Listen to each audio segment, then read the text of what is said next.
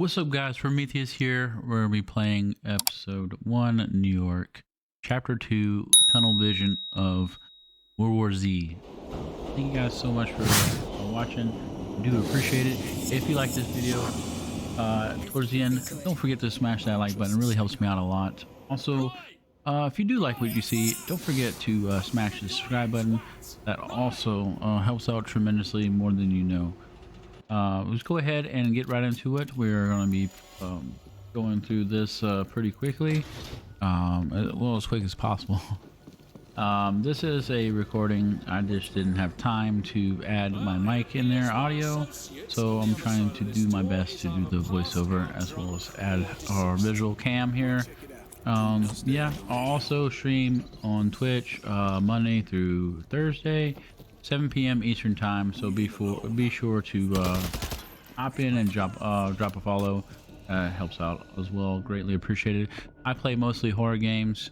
Zombies are definitely I play a lot of zombies. I play tons of zombie games. So I'm currently playing Back 4 Blood as well. You can see World War Z. I've also been playing what is that game? Oh, custom maps, Black Ops 3. That's it. I couldn't figure out which custom maps were on. So Black Ops 3 custom maps, I play a ton of those. If you have any suggestions of zombie related or horror games, please drop a comment down below. That is always appreciated. I definitely like chit-chatting with as far as games related and or editing. Big fan of editing. I do enjoy it. Slowly getting better at the editing aspect as far as content creating, and it's definitely a lot of fun. We're gonna go hop into this as best as we can. Uploaded a previous video of the episode 1 on my playlist. There should be a card up above. This one kind of shortly, briefly describes the comparison, the similarities and differences between Left 4 Dead 2, Back 4 Blood, and of course World War Z. There's a lot of things I do enjoy about this game so far. It's been really good and increasingly challenging. I feel at the appropriate levels. I do have it on the default difficulty, and I think it was kind of just for as a casual gamer. I thought it was just the right amount of challenge. Just something, if you're basically just enjoying the storyline and don't want to be worried about a challenge, the default will be your best fit. I can see as far as bumping it up a notch, I could possibly beat it, but with some difficulty. There was some parts here where I was still challenged, but again, it was a lot of fun. The hazmat guy is definitely one you need to watch out and kill him as close as possible before he gets close to you. Once he dies, he does emit a poisonous gas, which is not good. As soon as we get through this and we are going to do the switch sequences, and we are in fact timed. I later in this video did miss the time on one, but I redid it without any difficulties. We're going to also face a big horde match towards the end, which was a lot of fun. Basically, we're gonna get through this and opening down these stairs to ventilate the poisonous gas that emits from, I guess, I don't know where it emits from, but it definitely comes from something. But it's also not good. So we get the ventilation open and everything, get rid of the gas, and we're going to set out our perimeter and defend against the hordes to protect our train that is gonna get us to escape. As far as the characters go, I do like the way they make the characters. Movements are pretty good. I am playing on keyboard and mouse on this game, but I think it would work just fine with controller. You do have only one con, only one con that I can think of as far as this game goes. as of now. The aim down sights, there isn't a, I would say, a true aim down sights. It's just a mini zoom. Pretty much you remain in third person shooter. Kind of reminds me of, I want to say, Zombie Army 4. I could be wrong. How you can aim a mini zoom as well, and of course with our sniper rifle you can go down the scope and aim and shoot, but that is about it as far as that goes. I did look into the settings to see if there's any way to adjust it, but there was none. It took me until this time to figure out the melee key for that, because I didn't even look up the controls when I started playing. So that was that. This particular scene is where we're gonna defend against the horde that's coming, and we gotta protect the train in order to escape. As I mentioned earlier, best thing I can say is make sure you get as many stationary and deployable turrets. That actually helped out quite a bit, and your bots, and surprisingly, do help out tremendously as far as that goes. I was kind of surprised. I haven't seen bots that do that lately in a zombie game. As far as that, you can also you keep refilling your frag grenades and your ammo, because you're gonna run through that really quick, which is awesome feature that you are able to refill pretty much at will, which is awesome. Or there's options to find different guns and change them out. I did like how they were climbing up the wall here. I thought that was really cool. It kind of captures the movie itself, World War Z. I thought that was a really good movie, and they did their best, I feel, to capture that. And then of course you have multiple med kits here. I normally don't worry about healing the boss, our bots. I just kind of use it for me because I'm selfish. But if they were, if I was playing, of course I'm playing solo, but if I was playing online, I'd be more willing to do that, sacrifice the medkits. So yeah, we're gonna keep doing that. I'm just go ahead. I would say the best thing to do is, I noticed, to keep moving back and forth, because they are gonna keep going, and then the train's gonna come in, and then they're going to start attacking the train. So it's really crucial to keep going, moving back and forth on each side, because they're going to be coming from pretty much all angles.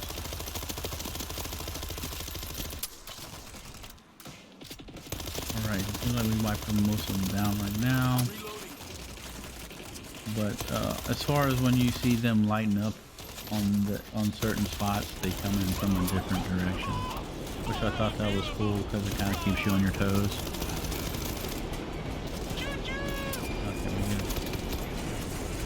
Started running out of ammo here because I didn't get a chance to refill, but I will eventually. Yeah, I thought that was super cool how he chopped his arm off.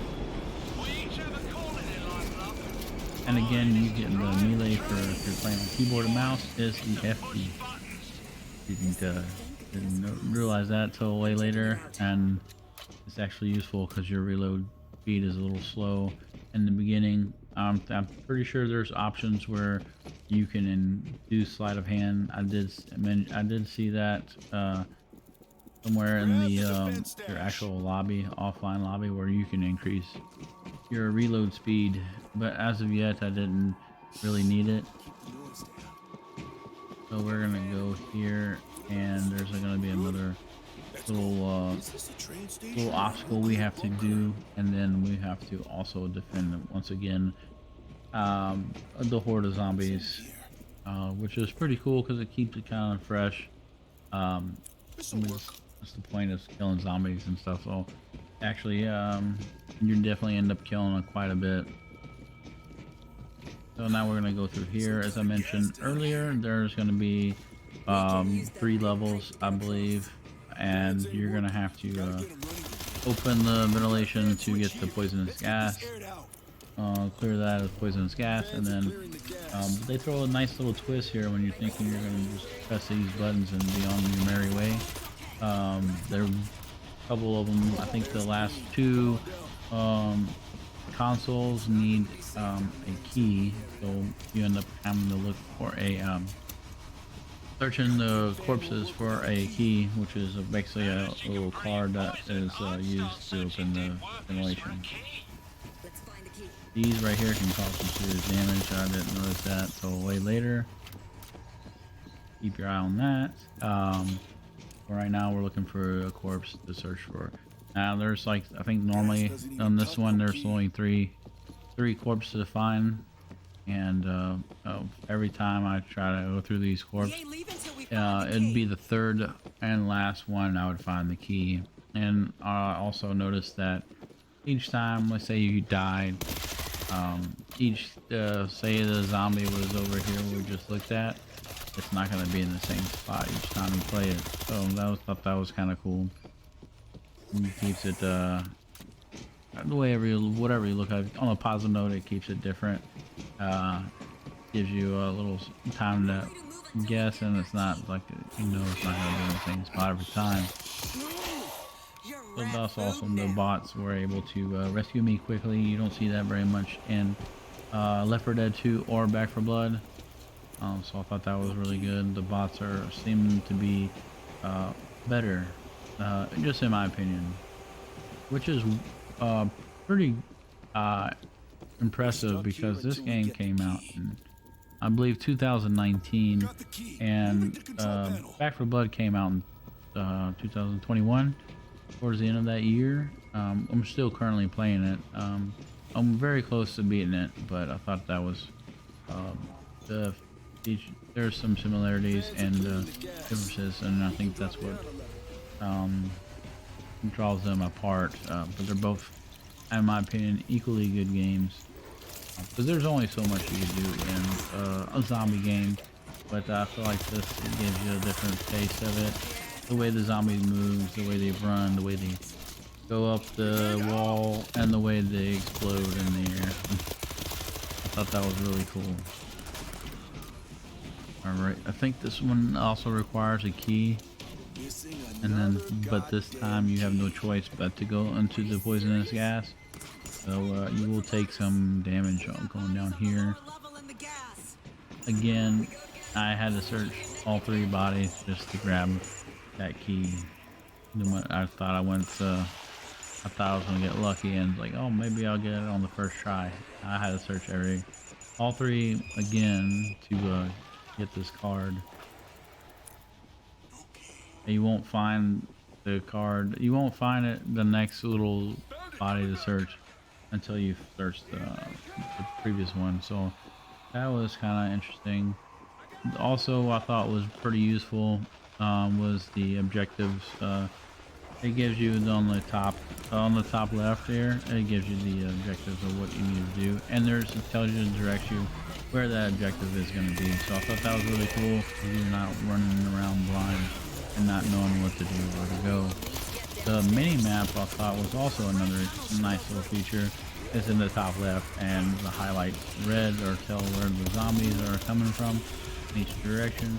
Normally after a while, I kind of just don't pay attention to it, and I go ahead and just blast and hope for the best, pretty much there. But that took a lot of time to machete all those zombies. Just the reload time. Perhaps next time I'll try to work on getting the sleight of hand and see the difference for that. Okay, I got this. But there's always, they give you options to change out guns, which is super cool, so you're not stuck with something that you don't like. This one right here is particular and probably my favorite as far as the machine gun goes. The fully automatic. They also have a M16 that you can grab, and it is also powerful. Surprisingly more powerful than previous games I played that has the M16 available. The knockdown power and the sound are impressive. Now the sniper rifle I have on my back right now, I think it only has a few amount of rounds, maybe like 9 rounds or something like that. Super powerful, definitely causes a lot of damage, and it explodes on impact, which is super cool and fun to watch. but you don't, like I said, you only get a certain amount of rounds for it. I'm pretty sure they did that intentionally for like specialty guns, I'm assuming. And if you refilled, so far when I tried to refill with the sniper rifle equipped, it still did not give me the reload of refill of ammo. I think once you're done with that end of those rounds, that's it. Unless you find it further down into the mission. But yeah, the even I've noticed too, which is a pretty helpful tip, as far as certain areas where you're creeping, and it tells you the bots tell you to, keep quiet and stuff. The silencer pistol is very useful. And of course, when you go down, you can get a down the line, you can get a SMG that is silenced, and that's definitely pretty useful as far as when you're getting closer down to the levels. Now there's different zombies here. I mentioned before in my last video. Of course, the toxic, and then the bull right here that just charges at you. It can be problematic. There's also the explosion zombie. They don't have a bomb. I'm not sure what it's called in this game. I can't remember, but they will explode. They have a bomb strapped to them and stuff like that. And then of course there's I mentioned the hazmat. I think as zombies in hazmat suits, you need to keep your distance from them. Once you kill them, they will emit gas. And I'm trying to think if there's the siren, I think that's what it's called, similar to the snitch on Back 4 Blood. Will call other zombies that will make you have to fight off those zombies, and that kind of is crucial to take them out first. Alright, so right here is probably the final little strip here where we have to defend, and we're going to basically defend the train and make sure that they don't break through the train and kill our buddy down there. That is going to give us a ride out of the area. So now I would say the best thing to do is explore real quick before you start this little horde. There's a console down below that you have to activate in order to start the horde coming and getting you off the train. I would just go ahead and take your time and make sure you put your deployable machine guns and stuff like that in the right spots. And then you also have the stationary turrets that are going to be they're kind of useful, but you only have like if I'm gonna guess, I think it's like 700 rounds, maybe less than that, and it goes by fast. It does create a lot of damage, but it doesn't last very long. There's this breach charge right here, which you can go down here below and discharge and bust this door open, which is going to give you some more goodies, more gun options, and I think med kits and door charge is ready. Other special. I think there's a turret there as well. Maybe I didn't wait to see how it exploded. I should have done that. But as far as med kits go, there's a lot more available, and then you can just grab the defense stash. if you're playing solo, you don't really have to worry about the bot so much. I haven't compared to Back 4 Blood, they don't go down as easily. They kind of pretty much stand their ground, and they're pretty good at what they do. As far as being a bot, I thought that was kind of cool. They're more useful in my opinion, in this game than Back 4 Blood. That's another little treat there. So I'm getting there. I'm getting this last crate. Make sure I open it up. Taking my time, lose some guns options. Now you're gonna have to go refill quite often. I suggest you refill constantly. The grenades, I used a lot of the grenades. It helped out quite a bit, and you're gonna go through ammo pretty quick. I'm gonna go ahead and deploy this last one. It's stationary again. I've noticed though sometimes you have to be right in the right position in order when it prompts you to interact with something. slight delay, nothing too serious. You can still, you can still achieve what you're trying to do. It's just a little delay. Make sure you square up on when it prompts you to interact with an item. All right, we just activated the door. Now the zombie horde's gonna come. I'm gonna see right here. Oh, I thought I was on that machine gun, but now I'm back on it. And they're just pouring in right now. So it does take quite a bit of time to get used to everything as far as that goes. But other than that, it's your typical zombie game, and it's easy to navigate and it's just fun to play. So then we're gonna go ahead and make sure that we are constantly moving on each side, trying to defend off keep them off the train as best as we can. I still don't know how I've completed this part of the game. It was I thought I was doing a pretty bad job on this because they were constantly on there hitting with the train and trying to get in. But somehow I managed to go ahead and go away to beat it. The clever little thing is they didn't tell you like how long. You don't ever really know how long the horde lasts. It just goes till it stops, and then when you know it, you beat it. So, but I thought it was kind of cool. I thought it would have been nice at certain areas to know how much longer you have to defend. But it seemed like it took forever, though, honestly. I was playing this one. I think I've been playing so far for about 4 hours of gameplay on this game, and I have them pre-recorded, but I will definitely make sure I do my best to upload those once a week. So be sure again, check out and sub. Also check out the other videos. I'm playing Dead by Daylight. Dead by Daylight. We were playing God of War. Picked up God of War on Steam, playing that, streaming that. I don't know, maybe weekends or something. I do stream it once a week. God of War. We're gonna do the full playthrough for that one, and I'm gonna take those broadcasts and record them and upload them to YouTube. So whichever your flavor is, if you're a Twitch or a YouTube person, you can watch it there.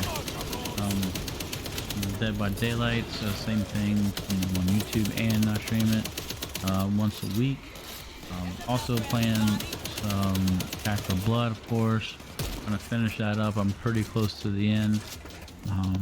As far as that goes, I also play Conway, which is not so much a horror game, but it's like a detective game, which I suck at puzzles. I don't know what possessed me to actually try puzzle games, but I'm playing that as well. It's definitely different from what I'm usually playing with. But there you have it, guys. We completed that. We protected the train and were able to escape. Thank you guys so much for watching. Don't forget to smash the like button, and I'll see you guys next time.